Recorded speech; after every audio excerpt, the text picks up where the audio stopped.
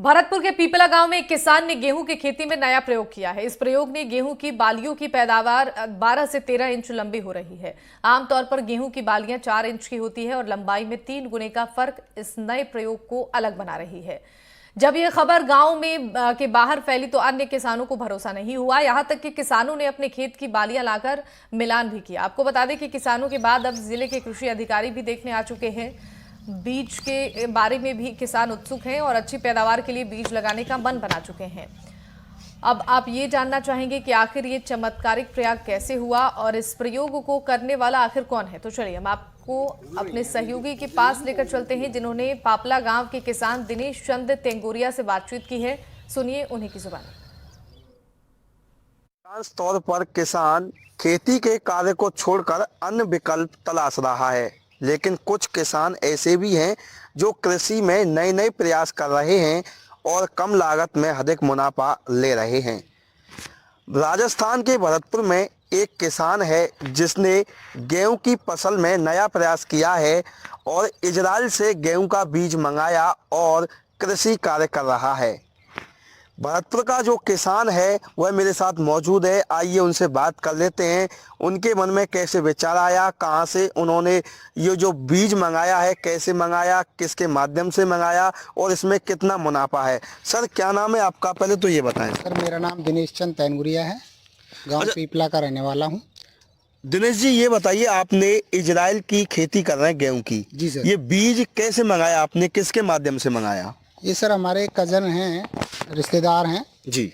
और उनके माध्यम से ये इजराइल से 10 केजी बीज मंगवाया था हमने, 700 रुपये केजी।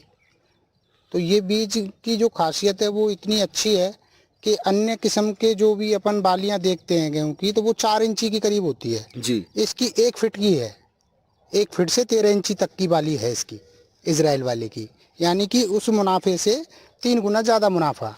किसान हर तरह की कंपनियों के बीज अपना रहा है लेकिन उसको मुनाफा नहीं हो पा रहा है। तो हमने सोचा कि हम अपने यहाँ लगा के देखते हैं कि किस तरह से ये सरवाइव होता है अपने यहाँ। तो हमने जब पता किया कंपनी में तो उन्होंने बताया कि ये बीज किसी भी मिट्टी में हो सकता है, इसके लिए कोई फाउंडेशन नहीं है। 150 दिन की ये फसल है और ये 25 अक्टूबर से लेके 15 नवंबर तक लगाई जा सकती है। इसकी अगर पैदावार को अपन देखें तो बीच बीच में थोड़ा ध्यान देने की आवश्यकता रहती है कि जो पहला पानी है वो कम से कम 20 दिन पे लग जाना चाहिए, जिससे इसकी फुटान क्षमता जो है लगभग 50 से 55 कल्ले एक दाने से फूटते हैं।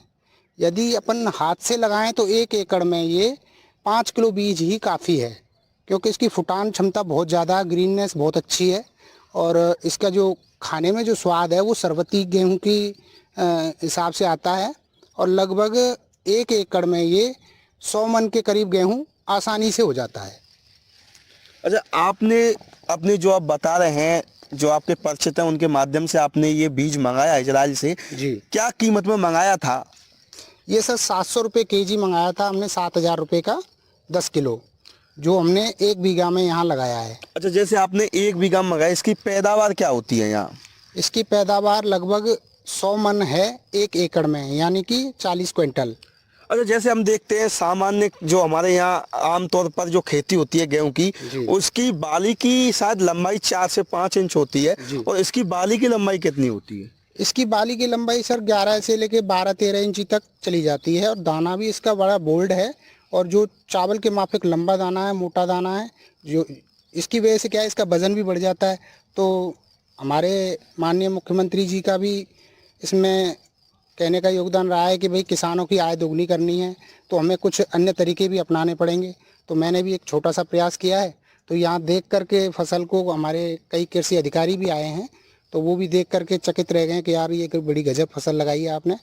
और इसको कुछ किसान भी देखने आ रहे हैं आसपास से। देखिए और भी किसान हैं, उनसे भी हम बात कर लेते हैं। आपका क्या नाम है? नमस्कार किसान भाइयों, मेरा नाम गोविंद सिंह है।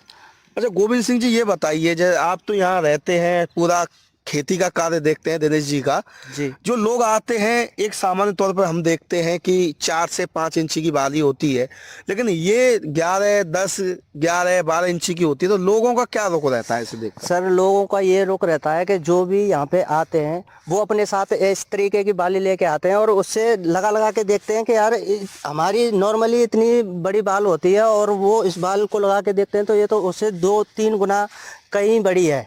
तो इसको देखकर बहुत चकित रह जाते हैं, यार ये हमने पहली बार ही देखा अपने यहाँ क्षेत्र में। कोई फोटो वगैरह भी लेके जाते हैं लोग? नहीं, बहुत लेके जाते हैं, बहुत लेके जाते हैं। फोटो तो लेंगे ही, क्योंकि जब वो लोग पहली बार ऐसी चीज़ देखते हैं तो उनको लगता है कि हम भी उनको जो विश्वास नहीं करते हैं उनको भी दिखाएं। अच्छा, लोग आपसे सलाह भी लेते हैं, पूछताछ भी करते हैं कि आपने ये बीज कहाँ से मंगाया, हमें भी मिल सकता है, हम भी इस तरह की कृषि करें? जी बिल्कुल पूछते हैं और उनसे हम बोल भी देते हैं कि आपको बीज बड़ी आसानी से मिल भी जाएगा, क्योंकि बीज मिलेगा हमारे पास से ही मिल पाएगा।